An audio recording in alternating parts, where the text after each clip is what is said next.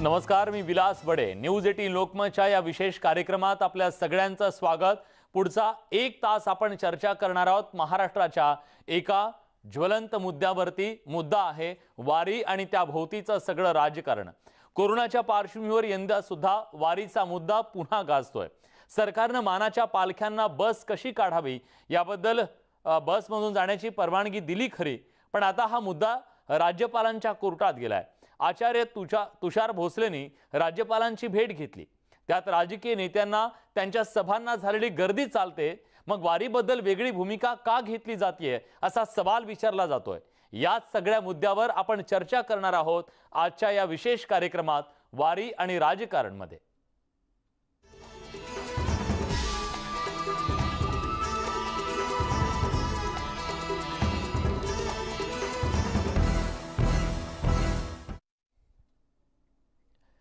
या चर्चेला सुरुवात करण्याच्या आधी बघूयात या संदर्भातली एक महत्त्वाची बातमी. वारीबद्दल आता महत्त्वाची बातमी ही आहे की पायी वारीसाठी आता राज्यपालांनी हस्तक्षेप केलाय.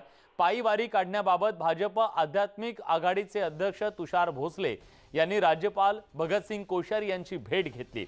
या भेटीनंतर राज्यपाल भगतसिंग कोश्यारींनी राजभवनातून मुख्य सचिवांना फोन केल्याची माहिती आचार्य तुषार भोसलेंनी दिली आहे. त्याचबरोबर वारकरी शिष्टमंडळाची बैठक सुद्धा घेण्यात आल्याचं यावेळी सांगण्यात आलं.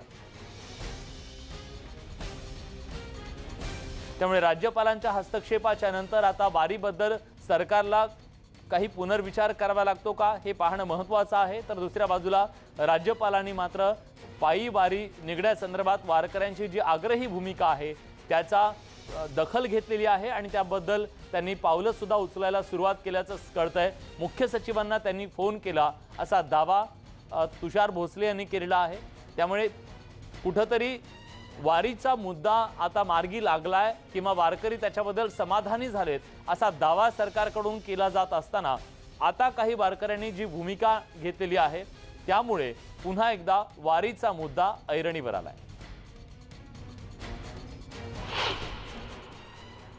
या वारीबाबत मुख्यमंत्र्यांनी निर्णय घेतलेला आहे, त्याचे आदेश निघालेले आहेत. आमचे सौरवराव आयुक्त त्यांच्याशी चर्चा करतायत. आपण पण ऐकलं असेल, पंढरपूरच्या नगराध्यक्ष जे लोकांनी निवडून दिलेले आहेत त्यांनी सांगितलं की आमच्या इथं जे येतील त्यांना दोन्ही वॅक्सिन झालेल्यांनाच आम्ही एंट्री देऊ, असंच त्यांचं स्टेटमेंट आहे. जिथनं वारी जाणार आहे तिथल्याही काही ग्रामस्थांचं वेगवेगळं मत आहे. आम्हाला वारकरी समाजाच्याबद्दल आदर आहे, आमचं प्रेम आहे, परंतु काही बाबतीतल्या गोष्टी पण लक्षात घ्याव्या लागतात. त्यांनी आता 2 बसमध्ये आम्ही त्या बसेस वगैरेचे पण सगळी व्यवस्था आमच्या एसटी महामंडळाला सांगितलेली आहे.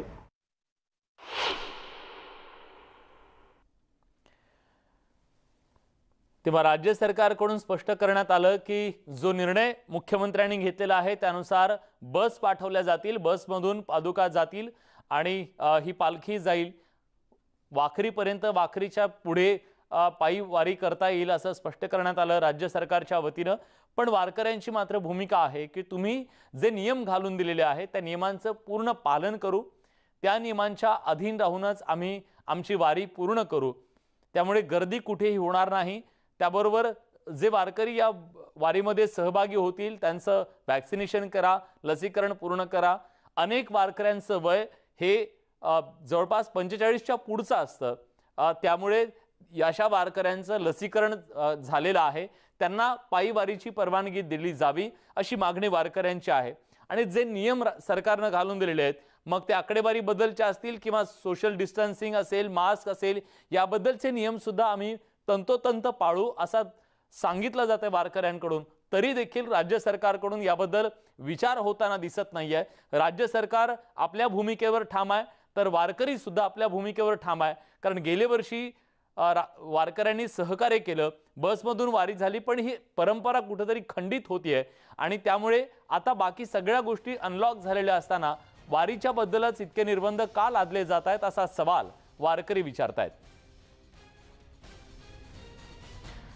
संत साहित्याचे अभ्यासक सचिन पवार आता आपल्या सोबत जोडले गेलेले आहेत. सचिनजी, स्वागत आहे तुमचं न्यूज 18 लोकमत मध्ये. सध्या राज्य सरकार आपल्या भूमिकेवर ठाम आहे की आता कुठल्याही परिस्थितीत आम्ही पायी वारीसाठी परवानगी देणार नाही, वारी यावर्षी सुद्धा बसनेच जाईल. वारकरी संप्रदायातले जे वारकरी आहेत तुम्ही सगळेजण या सगळ्याकडे कसं पाहता? का तुमचा आग्रह आहे की ही वारी पायी झाली पाहिजे? ची वारी हा फक्त वारकऱ्यांपुरता मुद्दा नाही, तर उभ्या महाराष्ट्रामध्ये देव मानणारा माणूस असू देत, देव न मानणारा माणूस असू देत, कोणत्याही जाती धर्म पंथाच्या माणसाला महाराष्ट्राच्या वारीबद्दल बोलण्याचा अधिकार आहे. वारकरी संप्रदाय हा फक्त वारकऱ्यांपुरता नाही, तर तो उभ्या महाराष्ट्राचा आहे. ही गोष्ट सर्वात महत्वाची आपण लक्षात घेतली पाहिजे. वारकऱ्यांचं या सगळ्या संदर्भानं म्हणणं असं होतं की आता कोविडची परिस्थिती आहे आणि त्याची नम्र जाणीव वारकऱ्यांना आहे. वारकरी हे उद्धट असंयमी असे नाहीत, तर वारकरी हे समंजस आणि सुसंस्कृत आहेत. कोविडचा जसा मुद्दा आहे तसा दुसरा मुद्दा असा आहे की आपली ही जी महान अशी परंपरा आहे ती परंपरा मूळ स्वरूपासह जपली गेली पाहिजे, अशी वारकऱ्यांची धडपड आहे. म्हणजे आपण लक्षात घ्या की कोविडचे सगळे कोणतेही कार्यक्रम होताना सोशल डिस्टन्सिंग पाळणं असू देत, आरोग्यविषयक सगळे नियम पाळून आता जसे कार्यक्रम होत आहेत, आमची अगदी साधी म्हणणं असं आहे की शासनानं निर्बंध सांगावेत, मात्र म्हणजे वारकऱ्यांची संख्या सुद्धा शासनानं ठरवावी, मात्र वारकऱ्यांना पायी चालू द्यावं. पायी चालणं हे परंपरेचं मूळ स्वरूप आहे. म्हणून आमची विनंती आहे शासनाला, आणि ते करत असताना सुद्धा आमची भूमिका काय आहे? आमची भूमिका ही सनदशीर मार्गानं शासनाला सांगत राहणं एवढीच आमची भूमिका आहे. त्याच्यामध्ये कोणताही आक्रस्ताळेपणा, असमंजसपणा किंवा बेजबाबदारपणा नाही, हे चर्चेच्या सुरुवातीलाच सर मी आपल्याला नमूद करतो. नक्कीच, आणि त्याबद्दल खरं तर कौतुकच आहे, कारण आपली वारकरी परंपराच अशी आहे की या वारकरी परंपरेमध्ये संयम खूप महत्वाचा आहे. पण वेगवेगळ्या पद्धतीने सध्या आंदोलन केलं जातंय, कुठे एक दिवसाचं भजन केलं जातंय, कुठे याचा निषेध म्हणून अनेक गोष्टी केल्या जात आहेत, पण तरी हे सगळं सनदशीर मार्गाने होतंय, संयमीपणे होतंय. त्याबद्दल वारकऱ्यांचं कौतुक करायलाच हवं. पण आता आपल्यासोबत अंकुश काकडे जोडले गेलेले आहेत. मला अंकुशजींना एक विचारायचं आहे. अंकुशजी, हे सगळे नियम, त्यानंतर ज्या सगळ्या तुमच्या नियमावली वेगवेगळ्या आहेत, त्या सगळ्या सर्वसामान्य माणसासाठी आहेत, वारकऱ्यांसाठी आहेत. राजकीय नेत्यांना यातलं काहीच लागू पडत नाहीत का हो? या राजकीय नेत्यांच्या कार्यक्रमाला आज हजारोंची जी गर्दी होतीये, शेकडोंची जी गर्दी होतीये, त्याला कुठलाही नियम नाही का हो? त्यांना कुठलीही परवानगी घ्यावी लागत नाही का हो? मग सगळे नियम वारकऱ्यांनाच का? हा सवाल जे वारकरी विचारतायत त्याचं उत्तर काय? विलास, एक निश्चित लक्षात घेतलं पाहिजे की राजकीय पक्षाचे कार्यकर्ते आणि वारकरी संप्रदाय याच्यामध्ये मोठं अंतर आहे. वारकरी संप्रदाय हा अतिशय परंपरेनुसार चालत आलेला आहे आणि अतिशय शिस्तबद्ध, सहनशील असा तो वारकरी आपला आहे. राजकीय राजकीय ज्यावेळेला पक्षाचा उल्लेख करतो त्यावेळेला सगळेच राजकीय पक्ष त्याच्यामध्ये मी गृहीत धरतो. राजकीय पक्षाच्या कार्यकर्त्यांमध्ये शिस्तीचा अभाव असतो आणि एक प्रकारचं की ठीक आहे, आपल्याला पक्षाचं संरक्षण आहे म्हणून कार्यकर्ते कसे वागतात. वारकऱ्यांच्या बाबतीमध्ये तसं नाही, हे मला मान्य करावं लागेल आणि मी मान्य करतो. अतिशय आळंदीपासून निघाली वारी पालखी असेल, देहूपासून निघाली असेल किंवा राज्यातल्या वेगवेगळ्या ठिकाणाहून निघालेल्या ज्या पालख्या आहेत त्याच्यामध्ये सहभागी झालेला वारकरी हा अतिशय शांतताप्रिय असतो, शिस्तबद्ध पद्धतीने तो त्या ठिकाणी जातो. याच्याबद्दल कोणाचं दुमत असण्याचं कारण नाही. एक प्रकारे राजकीय पक्षाच्या कार्यकर्त्यांना त्यांच्या वागणुकीचं अनुकरण केले पाहिजे असं मानणारा मी आहे. परंतु आपण पाहिलं की आता कोरोनाचं दुसरी लाटेमध्ये किती आपल्याला गंभीर समस्यांना तोंड द्यावं लागलं. आजही त्याच्या बाबतीमध्ये पुन्हा तिसरी लाट येईल की काय अशा प्रकारची शंका व्यक्त केली जाते. नेमकं काय चित्र येणार आहे हे आता आपल्याला लगेच सांगता येत नाही. परंतु यापूर्वीचे 2-4 जे घटना घडलेल्या आहेत, मग त्याच्यामध्ये कुंभमेळा झाला. कुंभमेळा झाल्यानंतर त्याच्यामध्ये जे सहभागी झालेले साधू संत होते त्यांच्या बाबतीमध्ये कोरोनाची किती लागण झाली ह्याची आकडेवारी आपण पाहिली. ठीक आहे, त्याच्यानंतर पुढे काही वाद झाले. पश्चिम बंगालमध्ये असेल किंवा इतर राज्यांमध्ये मोठमोठ्या निवडणुका झाल्या, त्या निवडणुकांमध्ये देखील त्या ठिकाणची परिस्थिती बिघडली. आज वारकरी पालखी बरोबर जाणारा हा लाखो वारकरी आहे, परंतु तो ज्या मार्गावरून जातो, म्हणजे आज पुणे शहराचं जर का आपण उदाहरण घेतलं तर आळंदी किंवा देहूवरून निघालेली पालखी पुण्यामध्ये येत असताना लाखोच्या संख्येने दुतर्फा भाविक त्या ठिकाणी दर्शनासाठी जमलेले असतात. पुण्यामध्ये देखील ते जमलेले असतात. पुण्यामध्ये 2 दिवस पालख्यांचा मुक्काम असतो आणि त्या ठिकाणी तुम्ही किती जरी म्हणालात की आम्ही वारीमध्ये सहभागी होणारे आम्ही त्या ठिकाणी शिस्तीने हे करू, आम्ही लस घेऊन सगळं हे करू, परंतु वारीच्या माऊलींच्या पादुकांचं किंवा तुकाराम महाराजांच्या पालखीचं दर्शन घेण्यासाठी वाटेमध्ये हजारो लोक त्या ठिकाणी सहभागी झालेले असतात. तिथे कुठलंही सामाजिक अंतर साधलं जात नाही आणि ते कदापि होणार नाही. आणि वारकऱ्यांना किंवा त्या ठिकाणी दर्शनासाठी येणाऱ्यांना आपण कोण अडवणार? त्यांचं सहभागी झालं तर काय परिस्थिती होणार आहे? राजकीय पक्षांचं सोडाव, त्यांना कोणाला शिस्त नाही, सगळे बेशिस्तीने वागतात. काल देखील आम्हाला आमच्या पक्षाला आणि अजितदादांना मान खाली घालण्यासारखी परिस्थिती आमच्याच पक्षाच्या कार्यकर्त्यांनी घडवली आणि असे सगळ्याच पक्षाच्या बाबतीमध्ये आहे. दुसरी गोष्ट अशी आहे की वारी ज्या मार्गावरून जाते त्या जिल्ह्यातल्या, मग पुणे जिल्हा असेल, सातारा जिल्हा असेल, सोलापूर जिल्हा असेल, या तिन्ही जिल्ह्यातल्या जिल्हाधिकाऱ्यांनी पायी वारी येऊ देऊ नये, त्याच्यामुळे कोरोनाचा संसर्ग वाढेल असं सांगितलंय. खुद्द पंढरपूरच्या नगराध्यक्षा श्रीमती भोसले आहेत, त्यांनी देखील सांगितले की वारकरी जर का आले त्या ठिकाणी तर फार मोठा हे होईल आणि त्यामुळे शासनाने सगळा सारासार विचार केला. पुण्याचे पालकमंत्री अजितदादांनी 2-3 बैठका वारकरी संप्रदायांच्या प्रमुखांबरोबर घेतल्या आणि 10 दिंड्यांना परवानगी दिली आणि मला असं वाटतं की सगळ्यांनी ते मान्य केलं. सगळ्यांनी मान्य केलं आणि म्हणजे जळगावच्या आमच्या मुक्ताबाईंची जी पालखी निघणार होती त्याच्यामध्ये सुद्धा गुलाबराव पाटील किंवा एकनाथराव खडसे म्हणतात की नाही आम्ही पायीच निघणार वगैरे, पण त्यांनी सुद्धा समजुतीचं धोरण घेतलं आणि त्या ठिकाणी ते देखील बसमध्ये पालखी आणणार आहेत. आता उलट आपण त्याच्यामध्ये संख्या वाढवून दिली. गेल्या वेळेला फक्त आळंदी आणि देऊला एकच बस दिली होती, यावेळेला आपण 2 बसेस त्यांना दिलेल्या आहेत. त्याच्यानंतर प्रत्येक ज्या मानाच्या 10 पालख्या आहेत त्यांना देखील आपण बसेसची व्यवस्था केली आहे. प्रस्थानाच्या वेळेची संख्या देखील आपण वाढवलेली आहे. किंबहुना वाखरीपासून मंदिरापर्यंत जाण्यासाठी आपण पायी वारीला सुद्धा परवानगी देणार आहेत. तिथं वाखरीचं रिंगण देखील होणार आहे. त्यामुळे अशा सवलती सगळ्या दिलेल्या आहेत. वारकरी संप्रदायामध्ये जो काम करतो, मी सचिन भाऊ तुमची माफी मागेल, तुमची भूमिका अतिशय रास्त आहे, त्याच्यामध्ये मला काही विरोध करण्याचं कारण नाही. वारकरी सर्व प्रमुख दिंडी प्रमुखांनी ते मान्य केलंय, परंतु राजकारण करणारी मंडळी जी आहेत ती मात्र अजून काही शांत होत नाहीत. ज्यांचा वारीशी काडीचा संबंध नाही, कधी आळंदीला गेले नसतील, कधी देवला गेले नसतील, पंढरपूरचं तोंड पाहिलं नसतील, ते मात्र या ठिकाणी राजकारण आणण्याचा प्रयत्न करतायत आणि विनाकारण काही मंडळी वारकरी त्यांच्या बाबतीमध्ये त्यांचं ऐकतायत वगैरे. त्यामुळे मला असं वाटतं की आता निर्णय सगळे झालेले असताना सरकारने निर्णय घेतले, दिंडी प्रमुखांनी निर्णय मान्य केले आणि आता पुन्हा राज्यपालांकडे जाऊन आपण ती मागणी करणं असं, राज्यपाल देखील गर्दी व्हावी असं राज्यपाल कधी म्हणू शकणार नाहीत. त्यामुळे मला असं वाटतं सरकारने दिलेल्या परवानगीमध्ये आपण, आणि एक लक्षात घ्या, ही परंपरा जतन केली पाहिजे व पुढे नेली पाहिजे या मताचा मी आहे. ठीक आहे, 1 वर्ष 2 वर्ष आपल्या नाही झाल्या तरी काही हरकत नाही, पुढच्या वर्षी ह्याच्यापेक्षा दुपटीने आपण पालखी जोरात काढू ना. ठीक आहे.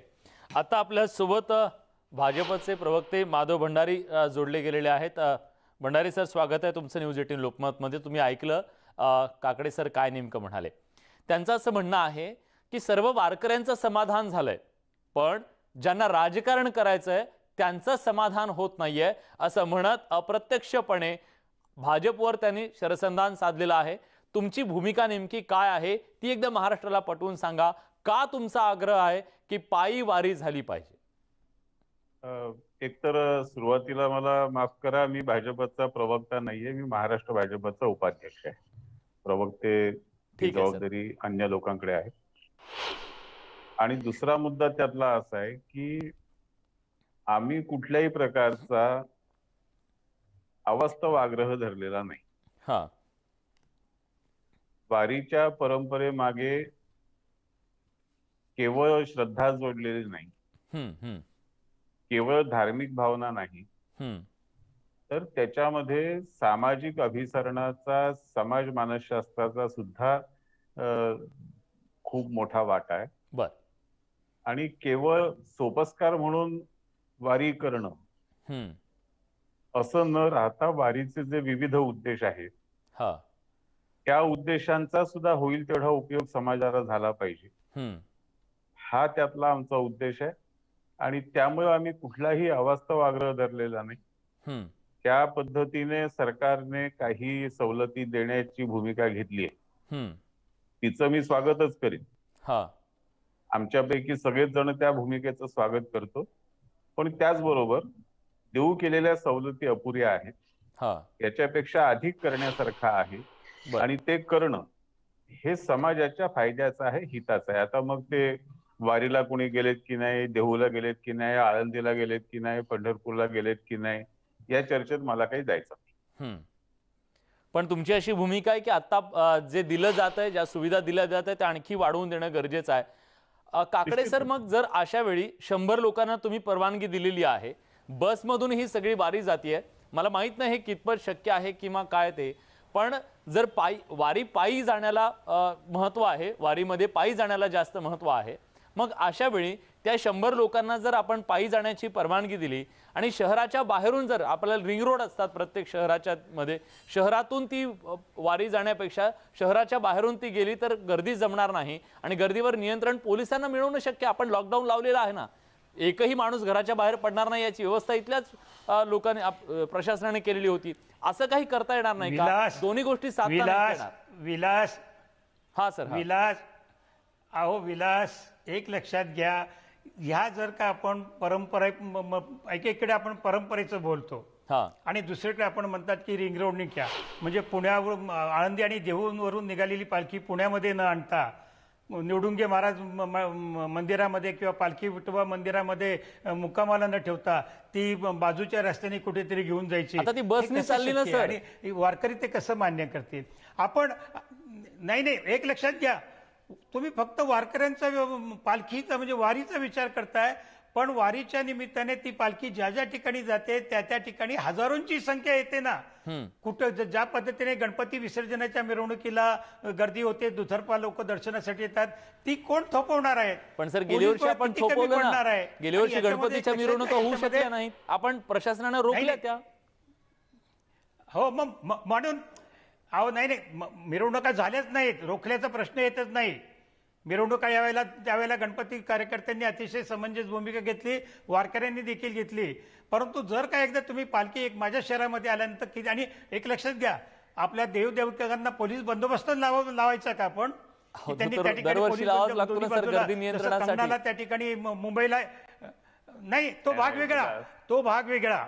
त्यावेळेला मोठी संख्या होते.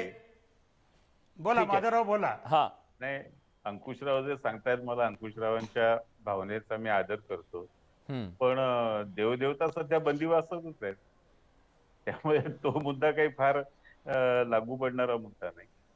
परंपरेचा विषय जर करायचा असेल, हो मान्य नाही, आपण म्हणून आपण परंपरा जतन करायची म्हणून आपण हे करतोय ना. मी एका बाजूला म्हणताय आणि माधवराव सगळ्यामध्ये तुम्ही सहभागी झाला, मला आनंद वाटला. देवदेवतांना पोलीस बंदोबस्त लावायचा का असा प्रश्न एकीकडे जेव्हा अंकुशराव विचारतात, तेव्हा देवदेवता सगळ्याच बंदिवासातच आहेत हे आपण विसरतो. आणि आपण अजून त्या मुद्द्याकडे आलो, माझा त्याच्याबद्दल आता काही आग्रह नाही, ठीक आहे. पण वारी ही परंपरा म्हणून जर आपण करणार असलो, आणि मी म्हणालो तसं, मी काही केवळ परंपरेचा आग्रह धरणारा माणूस नाही, परंपरेने होत आलं म्हणून हे केलं पाहिजे ह्या असा आग्रह धरणारा माणूस मी नाही. मला त्यातले समाजशास्त्रीय फायदे, समाज मानसशास्त्रीय फायदे माहिती आहेत, मी त्यांचा अभ्यास करत आलेलो आहे. आणि त्यामुळे माझं हे मत आहे की मर्यादित प्रमाणात का होईना बंधनं घालून, अनेक बंधनं घालता येतील, त्याला काही अडचण नाही.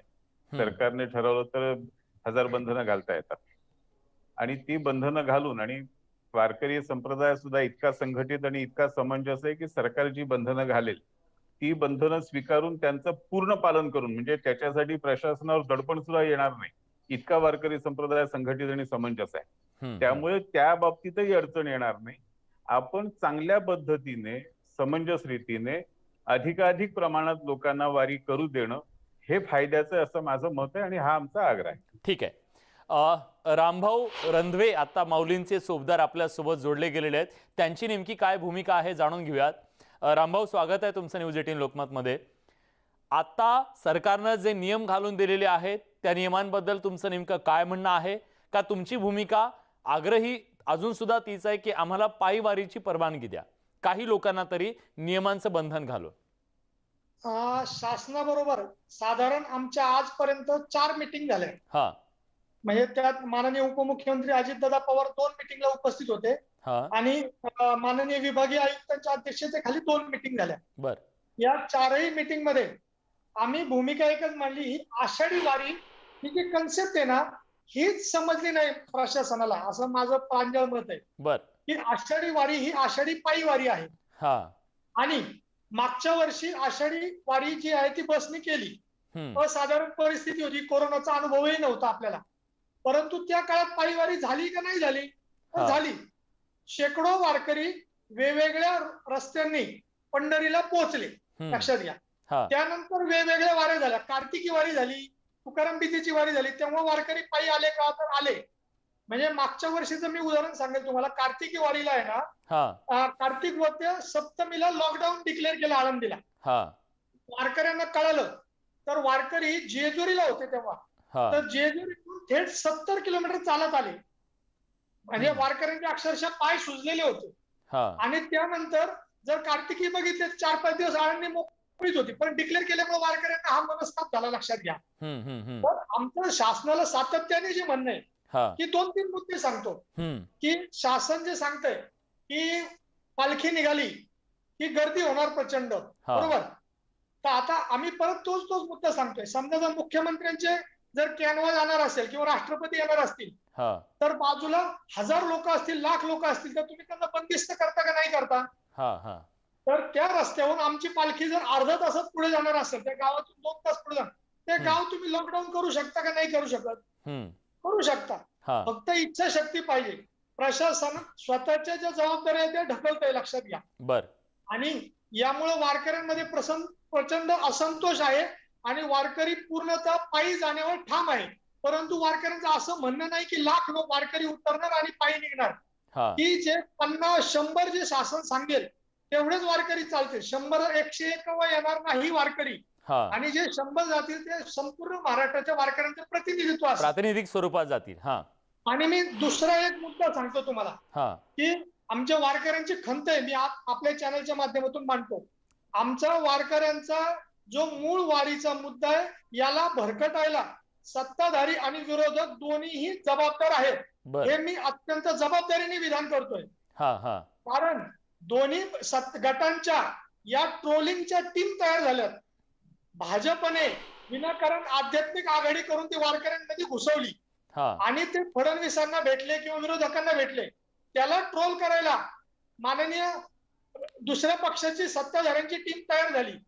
जे आध्यात्मिक आघाडीचे माननीय भोसले जे आहेत त्यांनी अजितदादांबद्दल विनाकारण वेगळी वक्तव्य केली की केसाला वारकऱ्यांचा धक्का लागला तर आम्ही तुम्हाला बघून वगैरे, असं कुठल्याही वारकऱ्यांनी विधान केलेलं नाहीये. आणि वारकरी हे सगळ्या पक्षात आहेत, लक्षात घ्या. वारकरी हे वारकऱ्याचा इथं कुठलाही खरं तर पक्षीय भेद नाहीये आपल्या इथं. तर वारकरी हा बांधलेला आहे, तो विठ्ठलाशी बांधलेला आहे, माऊलींशी बांधलेला आहे, आणि त्यामुळे या वारकऱ्यांच्या मध्ये कुठलाही भेद नक्कीच नाहीये. पण या निमित्तानं तुम्ही जे मुद्दे मांडलेले आहेत त्याबद्दल सरकार खरोखरच विचार करणार आहे का, याच्याबद्दल मला काकडे सरांना विचारायचं एका छोट्याशा ब्रेक नंतर. कारण वारकरी एकटा जरी पताका घेऊन निघाला तरी त्याची ती वारी असते. मग असे जर सगळे लोक उद्या निघाले तर मग त्यांना पंढरपूरच्या सीमेवर पोलिसांना रोखावंच लागणार आहे. तिथं लॉकडाऊन पंढरपूरमध्ये लावलेला होता याच्या आधी सुद्धा. मग जर पंढरपूरमध्ये लॉकडाऊन लागू शकतो तर ज्या गावातून ती जाणार आहे तिथं काही तासासाठीचा लॉकडाऊन शक्य नाही का? मुद्दे अनेक आहेत. एक छोटासा ब्रेक घेऊया, ब्रेक नंतर ही चर्चा करूया. कुठे जाऊ नका, पहा फक्त न्यूज 18 लोकमत.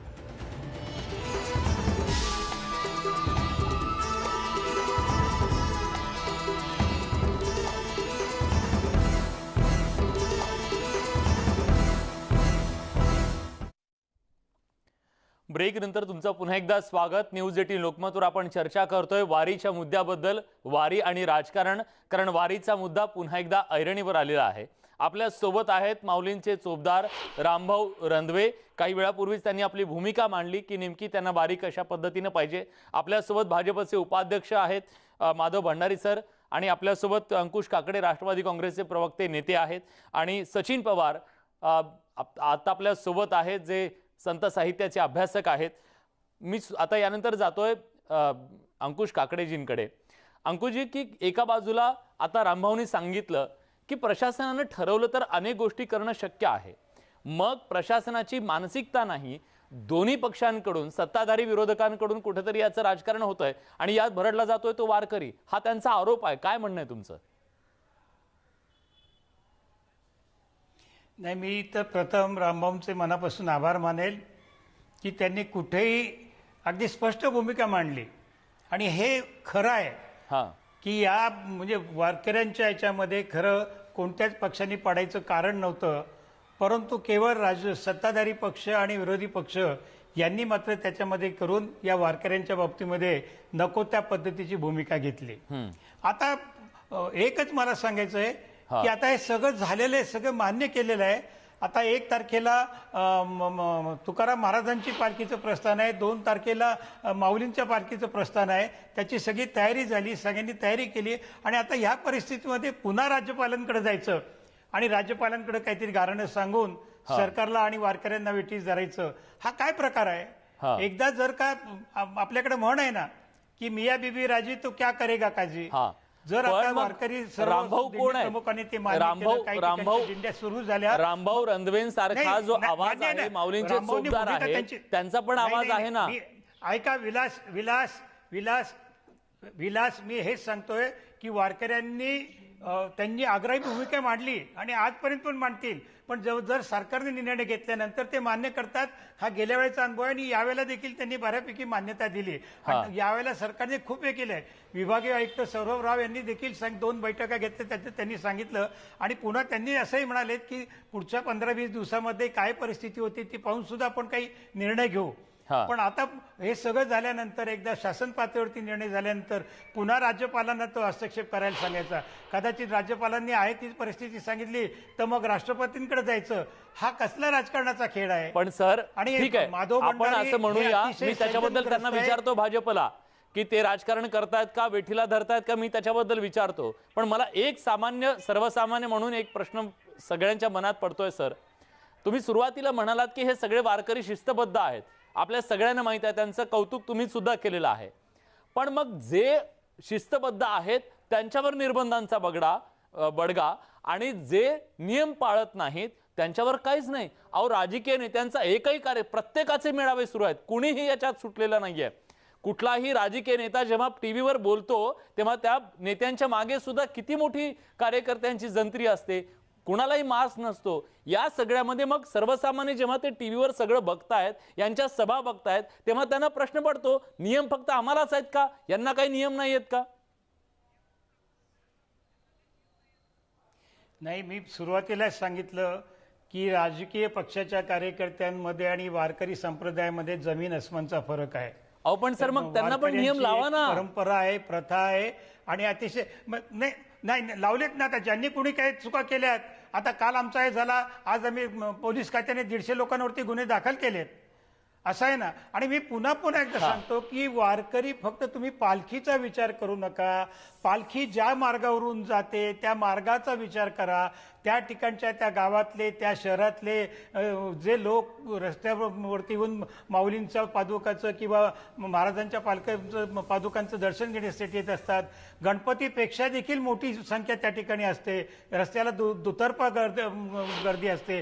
तिथं कुठलं सोशल डिस्टन्सिंगचं पालन केलं जाणार नाही. नागरिक देखील काही तासाचा लॉकडाऊन लावू शकतो त्या गावात आपण की नाही. आणि त्याच्यामुळे नाही लॉकडाऊन लावणं, एक लक्षात घ्या की मागे सुद्धा पंढरपूरला लॉकडाऊनने कर्फ्यू लावावा लागला ना. त्याच्यामुळे लॉकडाऊन लावणं किंवा कर्फ्यू लावणं हा हे नाही. शेवटी आपण काही गोष्टी तुम्हाला सुद्धा मान्य असतात, पण तुम्हाला सुद्धा कसं टीव्हीवरती चालवायचं असतं काहीतरी, तुम्ही नाहीये. पण आज वारकऱ्यांची जी भावना आहे त्याच्यातून मार्ग काढला पाहिजे ना. कुठेतरी आपण त्या भूमिकेवर ठाम आहोत. त्यांच्या मार्ग काढला ना की आता 10 पालख्यांना दिल्या, माऊलीची आणि यांना 2 बसेस केल्या, गेल्याला एकच होती. वाखरीला रिंगणाची परवानगी दिली, वाखरीपासून विठू माऊलींच्या मंदिरापर्यंत जाण्यासाठी पायी परवानगी दिली. कदाचित त्या ठिकाणी अश्वचं रिंगण होणार असेल त्याला कदाचित परवानगी मिळेल, किंवा काही जणांनी आणखीन सांगितलं की विणेधाऱ्यांना परवानगी द्यावी, ती कदाचित विणेधाऱ्यांना परवानगी मिळेल. मला वाटतं काही संख्येने मुखदर्शन घेण्यासाठी सुद्धा दिंडी प्रमुखांना परवानगी दिलेली आहे. त्यामुळे या सवलती वाढत गेल्या आहेत ना. आणि मला जर आपण आता ही सवलत आपण पाळली त्याप्रमाणे केलं तर पुढच्या वेळेला आपल्याला हे कुठलेच निर्बंध लावावे लागतील असं नाही. पण कदाचित आपण कुंभमेळ्याचं उदाहरण घेतोय ना, कुंभमेळ्याचं उदाहरण घेतो, पश्चिम बंगाल असेल, इतर राज्यामध्ये झालेल्या निवडणुकांचं उदाहरण घेतो. त्यात झाल्यानंतर जे पद्धतीने कोरोना वाढला तसं आपल्या महाराष्ट्रामध्ये कोरोना वाढू नये. आणि केवळ एक लक्षात घ्या, हे पालखीमध्ये महाराष्ट्राच्या कानाकोपऱ्यातून माणूस येतो. दुर्दैवाने जर का एखादा कुणाला कोरोना झाला आणि तो त्याच्या गावामध्ये गेला तर काय परिस्थिती होईल, याचा आपण थोडासा गांभीर्याने विचार करायला हवा. वारकरी संप्रदायांनी तो केलेला आहे, दिंडी प्रमुखांनी त्याला मान्यता दिलेली आहे. त्यामुळे माझ्या मते हा प्रश्न तसा सुलभतेने सुटला आहे. पण आता काही मंडळींना असं आपण काहीतरी चालवलं पाहिजे म्हणून आपलं मी त्याच्याबद्दल पण विचारतो. माधवजींकडे जातो मी आणि त्यांना विचारतो की या सगळ्याचं राजकारण त्यांच्याकडून केलं जातंय का, वेठीला धरलं जातंय का सगळ्या व्यवस्थेला. एक छोटासा ब्रेक घेऊया, ब्रेक नंतर त्यांच्याकडे जाऊया. कुठे जाऊ नका, पहा फक्त न्यूज 18 लोकमत.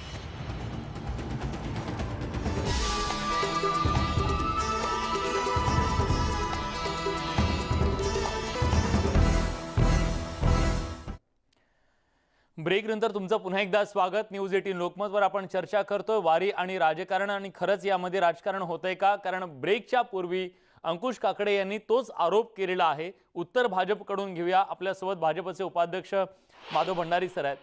भंडारी सर, एका बाजूला परवा बैठक झाली, सगळ्या वारकऱ्यांचं एकमत झालं, वारकऱ्यांनी तो निर्णय मान्य केला आणि त्यानंतर सरकारनं ज्या काही सुविधा दिलेल्या त्या सुविधांमध्ये वारी काढायचं हे ठरलं. पण तरी देखील केवळ राजकारणासाठी राजकारण म्हणून या संपूर्ण प्रकरणाला पुन्हा हवा देण्याचा प्रयत्न होतोय. राज्यपालांची भेट घेऊन त्यांनी हस्तक्षेप करावा अशी मागणी होतीये. आणि हे केवळ आणि केवळ राजकीय वातावरण तापवण्यासाठी केलं जात आहे. हा जो आरोप तुमच्यावर केला जातोय त्यात तथ्य आहे का? तुमचं काय म्हणणं आहे? या आरोपात काही तथ्य नाही. आम्ही कुठल्याही प्रकारची राजकीय भूमिका घेतलेली नाही. आणि आज राज्यपालांना भेटायला गेलेल्यांमध्ये वारकरी संप्रदायातले अनेक मान्यवर मंडळी त्याच्यात आहेत.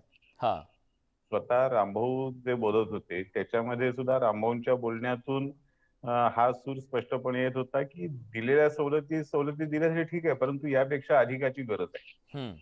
दुसरा त्यातला मुद्दा लक्षात घेतला पाहिजे की त्यांनी रामभाऊंनी प्रशासनाबद्दलचा जो मुद्दा उपस्थित केला तो अधिक खरा आहे की हे सरकार प्रशासनाच्या सल्ल्यावर चालतं, प्रशासनातल्या काही अधिकाऱ्यांच्या सांगण्यानुसार चालतं. आणि हे प्रशासनाचे अधिकारी या सगळ्या वारी या विषयाकडे कायदा सुव्यवस्थेचा प्रश्न या भूमिकेतून बघतात. त्यांना कायदा सुव्यवस्थेचा प्रश्न या पलीकडे या विषयाशी काही देणं घेणं नाही. त्यांच्या दृष्टीने गर्दी होते, जमाव होतो, जमावामुळे आम्हाला बंदोबस्त ठेवावा लागतो, त्यामुळे पोलीस यंत्रणेवर आणि सरकारच्या यंत्रणेवर ताण पडतो आणि इथून त्यांची सगळी विचार करण्याची पद्धत सुरू होते. आणि त्यातून अशा तऱ्हेच्या सूचना कल्पना समोर येतात. मी म्हणालो तसं की संख्या मर्यादित कराल तर कुणीच हरकत घेतलेली नाही. दुसरा महत्वाचा मुद्दा यात लक्षात घेतला पाहिजे की आपलं घर सोडून 15-15, 20-20 दिवस पायी चालत जाणारा वारकरी आणि त्याची पालखी किंवा ते पालखी घेऊन जाणारा वारकरी आणि पालखी गावात आलीच आहे, आपल्याच दारातून जाते म्हणून समोर जाऊन नमस्कार करणारा माणूस किंवा ती गर्दी बघायला जाणारी आणखीन 4 माणसं की ज्यांना त्या पालखीशी काय देणं घेणं नसतं, त्या पालखीत काय ह्याच्याशी काय देणं घेणं नसतं, पण गर्दी आहे चला, म्हणजे ती एक वारीमुळेच निर्माण झालेली म्हणे हौसे नवशे गवसे. तर ही गावांमधली शहरांमधली गर्दी ही बहुतांशी हौशे नवशा गवशांची आहे. आणि या हौशा नवशा गवशांच्या गर्दीवरती बंधनं घातली, त्यांच्यावरती कर्फ्यू लावला किंवा तत्सम बंधनं घातली आणि त्यांचा गर्दी आटोक्यात आणली तर कुणालाच काही वाटणार. पण वारीचे जे संकेत आहेत, वारीच्या ज्या प्रथा आहेत, वारीच्या ज्या परंपरा आहेत, त्या पद्धतीने चालल्या, त्या पद्धतीने पूर्ण झाल्या. तिसरा यातला मुद्दा मला आपल्या लक्षात आणून द्यायचा आहे की ही वारीची परंपरा 100-200 वर्षाची नाही, 1000 वर्षांची आहे. आणि 1000 वर्षाच्या वेगवेगळ्या परिवर्तनामध्ये ही परंपरा चालू राहिली. त्याच्यामध्ये कुठले असे फार मोठे लक्षणीय बदल झाले नाहीत स्वरूपामध्ये. मग त्याच्यामध्ये औरंगजेबाने ते बंद पाडण्याचे प्रयत्न केले तरी झालं नाही, आणि प्लेगच्या आणि कॉलराच्या साथी आल्या तरी सुद्धा वारी नाही थांबली. आज आपण कोरोनाच्या साथीचा विचार करतो. आपण मागच्या शतकामध्ये म्हणजे आलेल्या कुठेही आतापर्यंत वारी थांबली नाही, पण ती आता खंडित होतीये, त्याच्याबद्दलचं दुःख तुम्ही व्यक्त करताय. अगदी वेळ संपलेला आहे सर. अगदी थोडक्यात सचिन पवार यांच्याकडे जातो. सचिनजी, शेवट तुमची सरकारकडून अपेक्षा नेमकी काय आहे? कारण अजून वेळ आहे. सरकारनं आपल्या निर्णयाबद्दल पुनर्विचार करावा का? तुमची मागणी काय? अगदी थोडक्यात, माझा वेळ संपलाय. मुळात वारीची कुंभमेळ्याशी किंवा इतर कोणत्याही गोष्टीशी तुलना करू नये.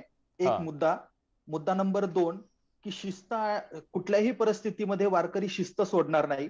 मुद्दा नंबर 3, आता काकडे सर म्हणतायत की दिंडी प्रमुखांची मान्यता आहे, मात्र मी आपल्याला सांगतो की संस्थानांची मान्यता आहे. दिंडी प्रमुख किंवा वारकरी हे शासनाच्या निर्णयाशी सहमत नाही. विश्वस्त व्यवस्था ज्या आहेत त्या विश्वस्त व्यवस्था, ट्रस्टीज मंडळी जे आहेत ते शासनाने नियुक्त केलेली आहेत. तो शासनाचाच एक भाग आहे. वारकऱ्यांचं स्वतंत्र म्हणणं आहे. काल पंढरपुरामध्ये तशी बैठक झाली आणि त्या बैठकीमध्ये वारकऱ्यांनी एकमुखानं पायीवारी झाली पाहिजे अशीच मागणी केलेली दिसून येते. वारकरी या मुद्द्यावर ठाम आहे की कोरोनाचे सर्व नियम पाळू, सर्व निर्बंध पाळू आणि आम्ही पायीवारी करणार असं ठाम पद्धतीने बोलतायत. ठीक आहे, म्हणजे वारकऱ्यांची अजूनही भूमिका हीच आहे की आमची जी परंपरा. अगदी थोडक्यात प्लीज एक धोका मी आपल्याला सांगतो की आज एकादशी आहेत आणि काही लोक आळंदीकडे यायला निघतात. असे वारकरी काही निघालेले आहेत.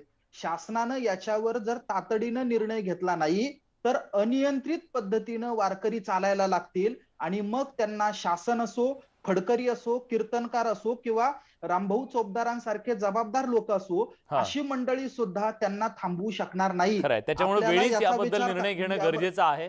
पण या संपूर्ण निमित्तानं पुन्हा एकदा वारकऱ्यांची जी मागणी समोर आलेली आहे, त्यांची जी भावना समोर आलेली आहे, त्या भावनेचा राज्य सरकार विचार करतं का, त्याचा पुनर्विचार होतो का, हे पाहणं महत्त्वाचं आहे. आपल्यासोबत अंकुश काकडे या चर्चेमध्ये सहभागी झाले. भाजपचे उपाध्यक्ष माधव भंडारी सुद्धा होते, सचिनजी होते आणि रामभाऊ सुद्धा होते. मी सगळ्यांचे मनापासून आभार व्यक्त करतो. आशा करूया परंपरा सुद्धा कायम राहील, ती खंडित होणार नाही आणि आशा करूया की कोरोनाचा संसर्ग सुद्धा वाढू नये याच्यासाठी निश्चितपणे काळजी घेतली जाईल. यासोबत या विशेष कार्यक्रमात आपण इथेच थांबतोय. ताज्या घडामोडींसाठी बघत रहा न्यूज 18 लोकमत.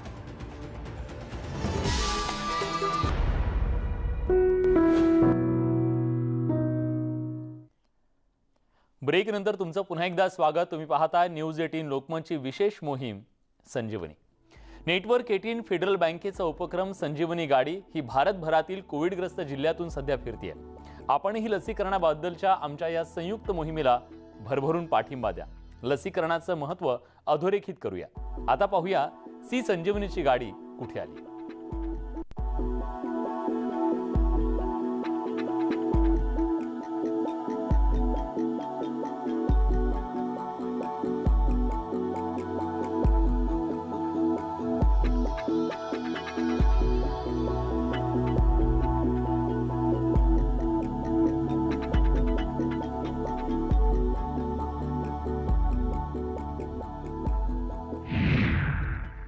लो अब से लो जिम्मेदारी, टीका लगवाने जाना है हमें इस बारी. Hi, this is Siddharth Mahadevan and I'm super excited, honored and proud to be a part of the Sanjeevani Anthem that is going to be releasing on the 21st of this month. This anthem is presented by the Federal Bank and Network 18. So stay tuned, we're very excited. Hope you are. लगाया क्या? तेव्हा सगळ्या कुटुंबासाठी ही संजीवनीची मोहीम अतिशय महत्त्वाची आहे. Network 18 federal बँकेचा उपक्रम संजीवनी गाडी ही भारतभरातील कोविडग्रस्त जिल्ह्यातून फिरते आणि या मोहिमेला तुम्ही सुद्धा भरभरून पाठिंबा द्या. यासोबत या बुलेटिनमध्ये आपण इथेच थांबतोय. ताज्या घडामोडींसाठी बघत रहा न्यूज 18 लोकमत.